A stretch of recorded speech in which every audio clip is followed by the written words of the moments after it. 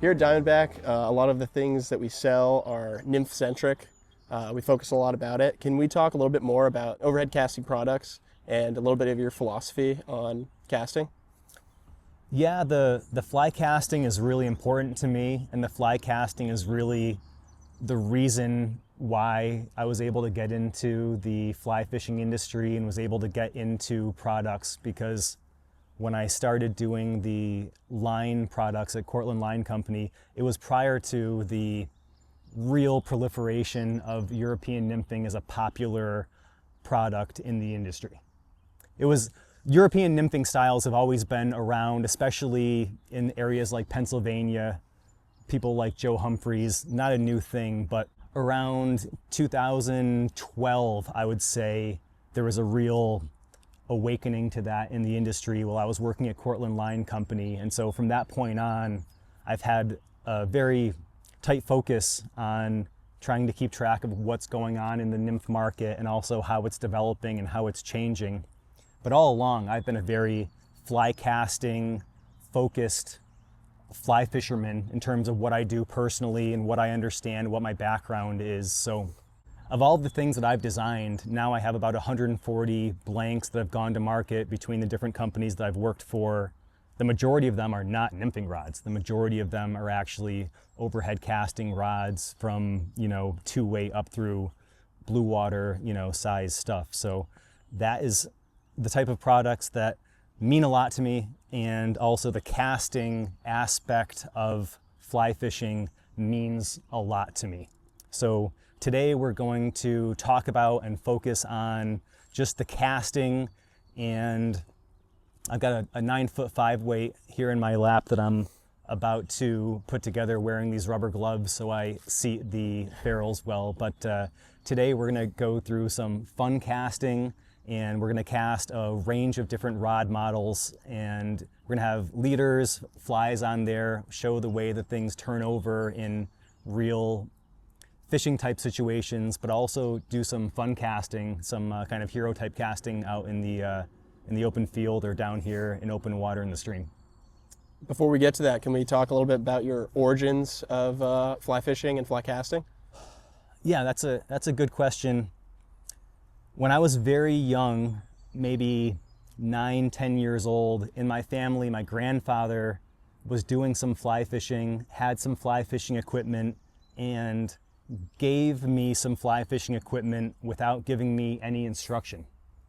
And so my early fly fishing experience was actually just learning to cast on my own in my backyard with things that were probably like a 7.5 5 weight, or there were early St. Croix rods or St. Croix Imperial 2-piece multi-rod weight rated rods. I remember I had like a 6'7" rod that was an early rod that my grandfather had given me, but there was a mishmash of equipment, reels and lines, and no one helped me put together the way those things should work.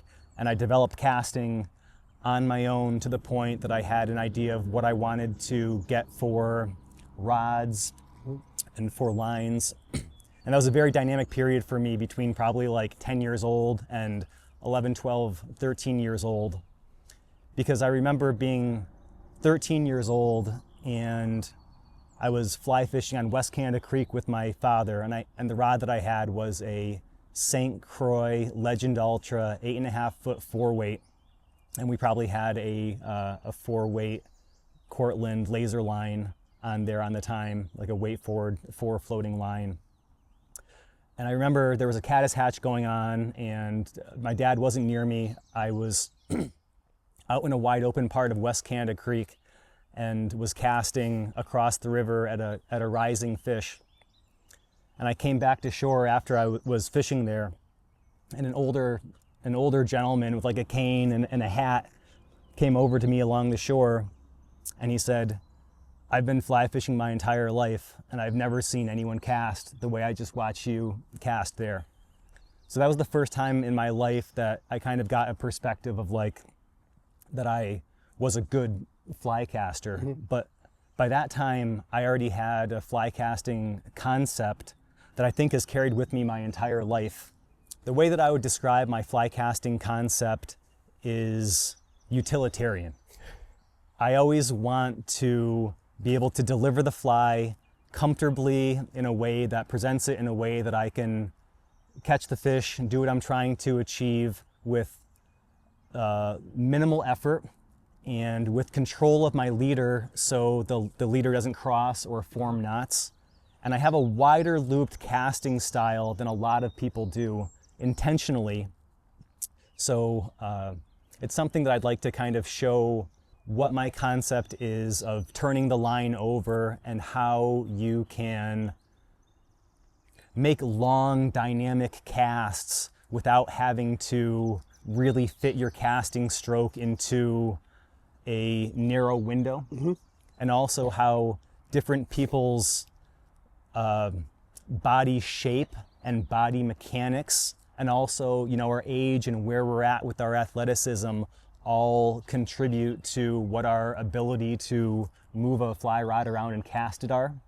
So the more time that I've spent designing rods and seeing people cast different rod actions and try to find fly line matches that load those rods effectively for what they're trying to do fishing, the more clear it's become to me the differences between person to person and how they use the equipment. And so I think it's nice to talk about fly casting in terms of how we all achieve our goals and not, you know, how we can change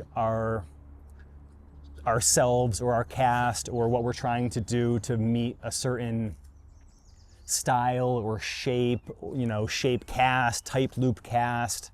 You know, I feel that there's some people out there that kind of chastise casting just within the framework of something that has nothing to do with what the real goal of it is. Yep. So I don't like to think of fly casting in terms of how well it fits into a certain style or framework, but how it works for each person for what they're trying to do. In those early days, were you kind of like by any means possible get the fly to where you need it to be, like function over form when you're starting your casting? That's a tough question. You know, I think that getting the fly there and controlling what it's going to do. And for me early on, I did nothing but dry fly fishing. Yeah. I really didn't even delve much into nymph fishing until my later teen years. And there was probably nearly about a decade that my main focus under all conditions was to catch the fish on the surface. And so that had a lot to do with the casting styles that I was developing. And I think in my adult years, realizing how much different it might be to try to, say, turn over a crab fly with minimal false casts at a moving target in the wind, how much different that is than standing out in a field and having time to, you know, get your line moving and load up a rod with a weight forward line that might be a less aggressive load for the rod. And there's times for both. You know, there's times for a lot of different things in fly casting as far as the way we load the rod with a line or the way that we set up a leader to turn over like a weighted fly or a certain thing that we need to use to accomplish something in a certain situation. So fly casting, I really like to look at it from a wide angle perspective more so than a narrow perspective, and think about how everybody can make fly casting work well for them. Yeah.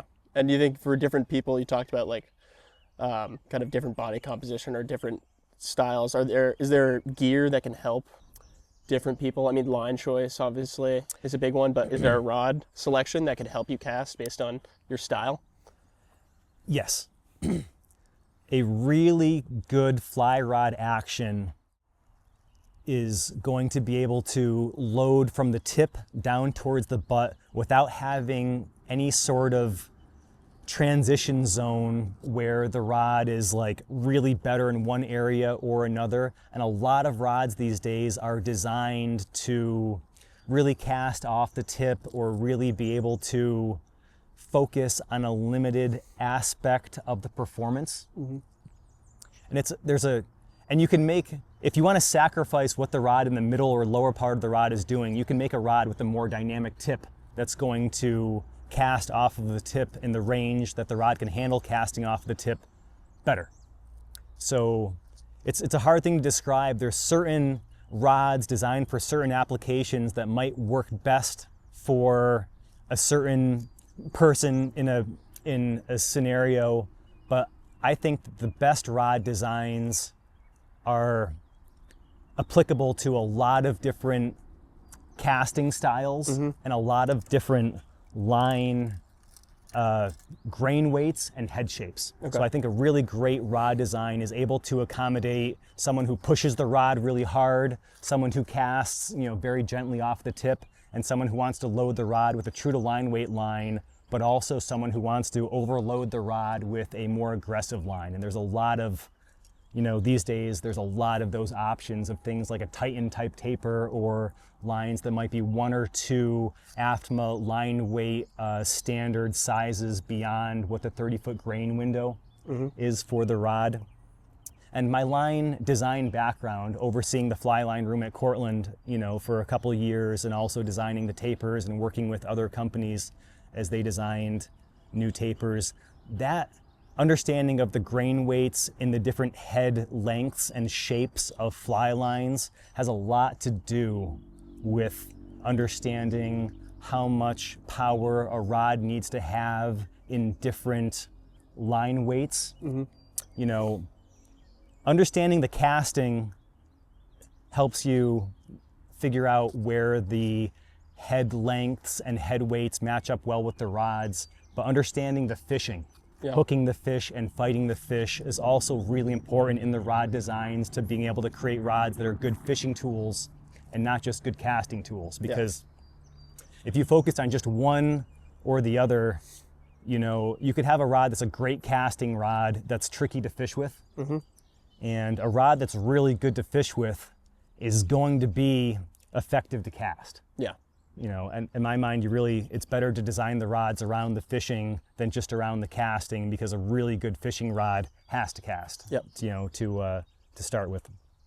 That's where you prioritize that design is in the fishability of the rod rather than pure casting. It's both.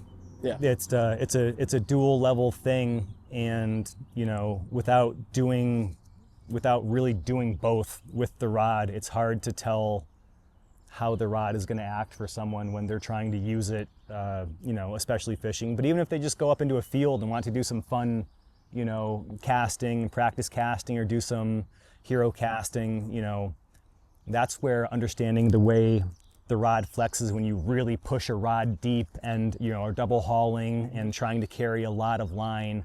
That's not something that we do all that often in fishing situations, to be honest. Yeah. But it's something that a great fly rod should be able to do. It should be able to fish well, handle turning over the line, creating loop shapes, being able to set the hook at normal lengths and distances, but still be able to be high performance across a range of different things, including casting a long way. And I like to distance cast, I like to fish, I like to try to create a rod that does both. And so we'll try to do a little casting here. We're in our hometown in Brattleboro. We're down here on the West River, which is like the big river system that comes through the town where our office is located here in southern Vermont. So this is the delta of it all. This is a local day for us. All right, I'm going to put this rod together. I'm wearing the rubber gloves, so I'm going to seat the ferrules really firmly, and then we're going to load this up with a 5-weight line and cast it.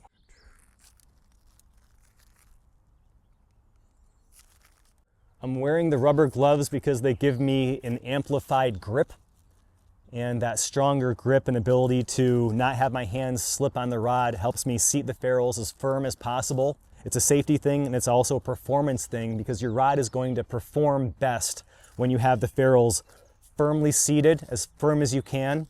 And then if you have the gloves, in your kit like this, you're going to be able to get your rod apart at the end of the day, no problem, even if it's seated firmly. So that's a way that you can improve the performance of your 4-piece rods, protect your hands a little bit. And you fish with them on, right? Only when people aren't looking. Quick opportunities at a moving target, that's the best way to accomplish creating a successful cast and getting it there in the shortest amount of time. With a leader like this and a line like this and a rod like this, I can force a fly into a heavy headwind. And there's a concept with the taper that for me when I'm casting, I feel this really helps me be able to turn the flies over and create controlled presentations.